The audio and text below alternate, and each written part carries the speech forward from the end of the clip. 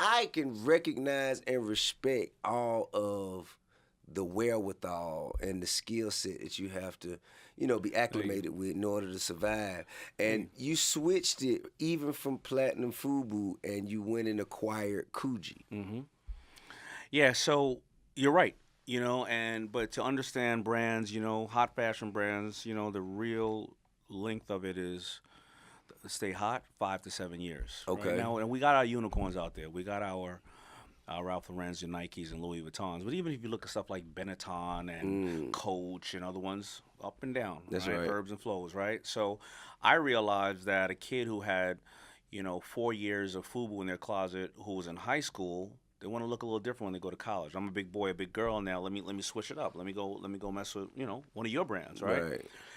But I also knew that if I go and acquire brands, where were my assets? My assets were I knew how to manufacture. My assets, I knew a lot of great talent who was willing to have a symbiotic relationship, and I could put it on them in their videos and various other things. And I Right. also had distribution through the stores. Mm-hmm. So now I got to use that asset instead of being an egotistical person and say, well, just buy FUBU.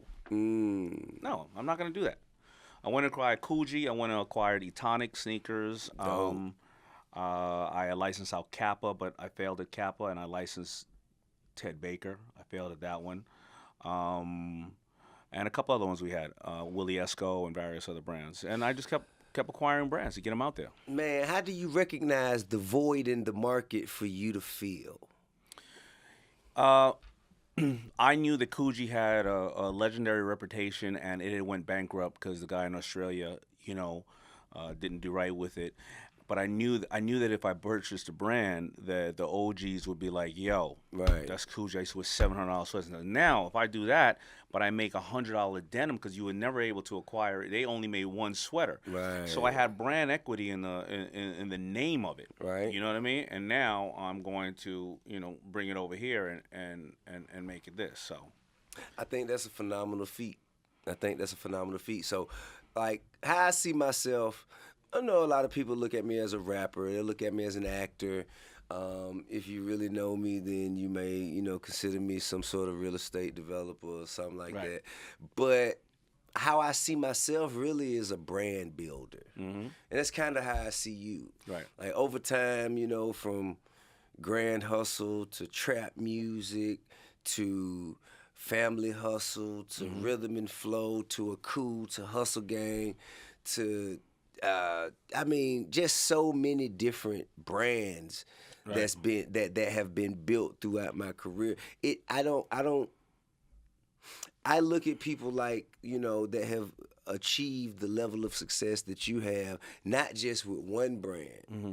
but in continuing to evolve, recognize, okay, the exit strategy is this, Right. and it's going to parlay us into this. Right. I see value in that. And I almost look to it more than I would someone who maintained one particular brand over a period of time. I agree with you. The ability to, and that's what the book Powershift is The about, pivot. because it's about pivoting. It's Yeah. about shifting power to other people. It's about shifting power to yourself. I look at guys like you who have been through so many different industries, and the majority of the people in your industry, 90% of them, they fall by the wayside. And how can the TIs of the world do that? And that's exactly what the book was about. And I wrote it because there's a distinct thing that all of us have that can move those directions. First of all, we built some level of influence throughout our community. Mm-hmm. We've also negotiated mentally with ourselves what we can accomplish. Right. Then we go to the negotiation table. We carve the best deals or the most lucrative deals for both parties at the table. Okay. And then we nurture a relationship that we'll get 10 more deals out of, through the course of our lifetime. We weren't just Right. transactional people. Right.